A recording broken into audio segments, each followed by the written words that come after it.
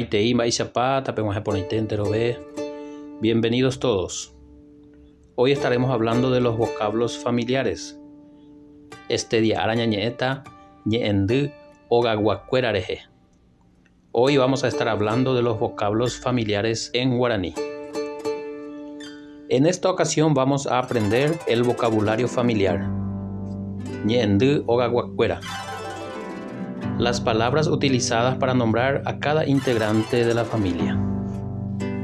En el idioma guaraní hay una particularidad con respecto a los vocablos familiares, ya que existen vocablos específicos para el hombre y también para la mujer. Ñeendu kuimbae añonte oipuruba. Vocablos familiares exclusivos del hombre. Xerembireko, mi esposa. Xerayu, mi hija. Xera'u, mi hijo. Xerike'u, mi hermano mayor. Xeridu, mi hermano menor.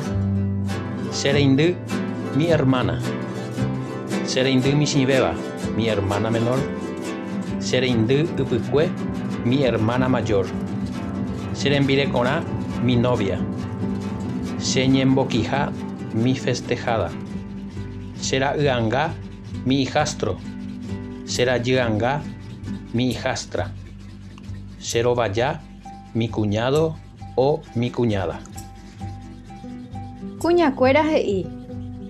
Xemena, mi esposo. Xemembu, mi hijo, mi hija. Xemembu kuña, mi hija. Xemembu kuimba'e, mi hijo. Xeryke, mi hermana mayor. Xekypy'y, mi hermana menor. Xekyvy, mi hermano. Xe'uke'i, mi cuñada. Xemembyanga, mi hijastro o mi hijastra. Xemenara, mi novio. Kuñaha kuimba'e ikatu he'i. Xetúa, mi padre. Xesy, mi madre. Xetua'anga, mi padrastro. Xesy'anga, mi madrastra. Xetaita, mi abuelo.